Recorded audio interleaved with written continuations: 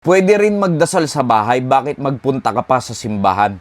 Yes, totoo naman po. Ang sinabi na nag-comment na ito, wala namang problema na manalangin ka na lamang po sa iyong sarili. Wala namang problema na lumuhod ka at manalangin ka sa Diyos at hilingin mo yung mga gusto mo o humingi ka ng kapatawaran o magpasalamat ka.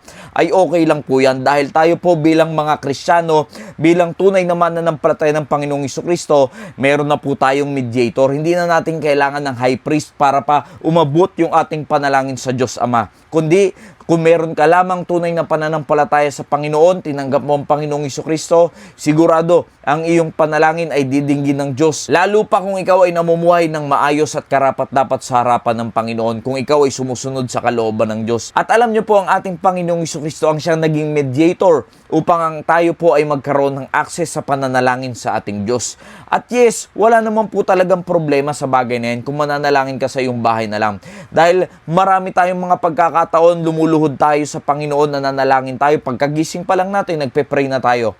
Pagkabago tayo matulog, pagkakakain tayo, kada gagawin natin, humihingi tayo ng gabay sa Panginoon. Pero hindi rin naman po masama na magkaroon po tayo ng gathering at magsama-samang manalangin sa bahay-sambahan ng Diyos. Dahil kahit ang mga naunang mananampalataya po sa atin ay ginagawa ang bagay na yan. Sila ay nagkakatipon, sila ay nagkakasama-samang manalangin sa ating Panginoon Diyos. And they continued steadfastly in the apostles' doctrine and fellowship, and in breaking of bread and in prayers. So dito po malinaw ang mga naunang mga mananampalataya sa atin ay nagsasama-sama po sila sa pagfe-fellowship, sa pagpuputol ng tinapay at pananalangin. Hindi po masama na magkaroon ng gathering at sila po ay nagagather doon po sa isang bahay-sambahan ng Panginoon o di kaya naman may mga pagkakataon sila ay nagpe-prayer meeting sa bahay ng iba at doon po nila isinasagawa ang bagay na yan.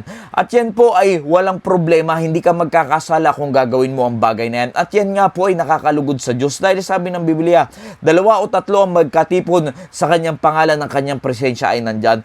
Kaya kung ginagawa yan ng mga mananampalataya ng una pa lamang at yan ay isinasagawa ngayon, wala pong mali dyan. Pero alam niyo po kung ano yung mali?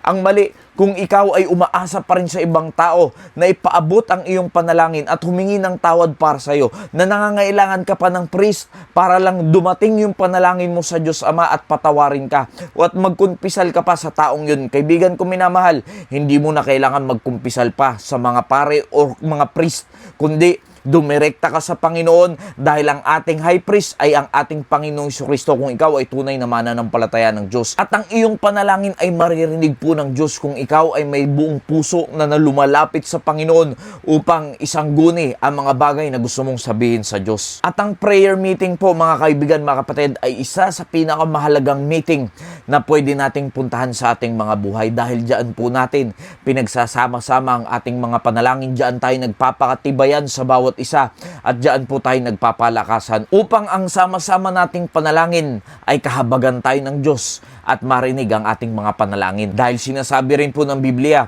huwag natin papabayaan ang bawat pagkakatipon.